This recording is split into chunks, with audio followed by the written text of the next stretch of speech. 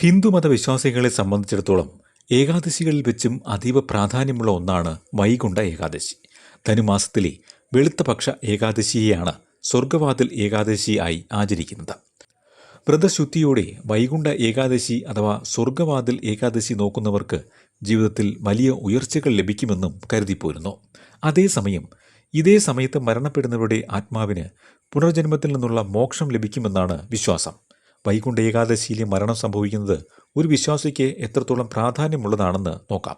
വൈകുണ്ഠ ഏകാദശി ദിനത്തിൽ മരിച്ചാൽ നരകത്തെ അനുഭവിക്കേണ്ടി വരില്ല എന്നതാണ് ഹിന്ദുമത വിശ്വാസം. വിഷ്ണു ലോകത്തിലേക്ക് നേരിട്ടുള്ള പ്രവേശനം ഈ ദിവസം മരണപ്പെടുന്നവർക്കായി ലഭിക്കും എന്നും വിശ്വാസികൾ കരുതിപ്പോരുന്നു. ജന്മചക്രത്തിൽ നിന്നുള്ള മോചനം. ഒരു ആത്മാവിന് മോക്ഷത്തിലേക്കുള്ള പരമമായ ഈ മാർഗത്തെയാണ് വൈകുണ്ഠ ഏകാദശിയിലെ മരണം ഒരു വിശ്വാസിക്ക് നൽകുന്നത്. വൈകുണ്ഠത്തിൻ്റെ വാതിൽ, അതായത് സ്വർഗത്തിലേക്കുള്ള വാതിൽ തുറന്നു കിടക്കുന്ന ദിവസമായാണ് കരുതി വരുന്നത്.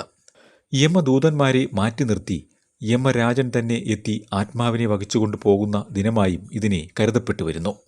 ഏകാദശി ദിവസത്തിലെ മരണം പൊതുവിൽ മോക്ഷദായകമായാണ് കരുതിപ്പോരുന്നു എങ്കിൽ വൈകുണ്ഠ ഏകാദശിയിലാകട്ടെ മോക്ഷത്തിനുള്ള ഏറ്റവും നല്ല മാർഗമായും വിശ്വസിക്കപ്പെടുന്നുണ്ട്. സംഗീത സംവിധായകൻ ദക്ഷിണമൂർത്തി സ്വാമിയുടെ മരണം ഒരു ഏകാദശി ദിനത്തിലായിരുന്നു എന്നത് അദ്ദേഹത്തിൻ്റെ കുടുംബം വലിയ ആദരവോടെയാണ് നോക്കിക്കണ്ടത്. ഭഗവാൻ കൃഷ്ണൻ തൻ്റെ സുഹൃത്തായ കുചേലനെ കുബേരനാക്കിയ ദിവസമാണ് സ്വർഗവാതിൽ ഏകാദശി എന്നും വിശ്വസിക്കപ്പെട്ടു വരുന്നു.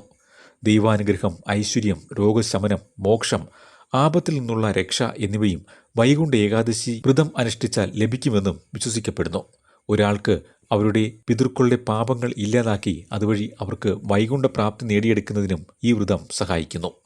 ഈ ദിനത്തിൽ മരണപ്പെടുന്ന ഭക്തർക്ക് മോക്ഷപ്രാപ്തിയോ സ്വർഗമോ ഉണ്ടാകുമെന്നും വിശ്വസിച്ചു വരുന്നു.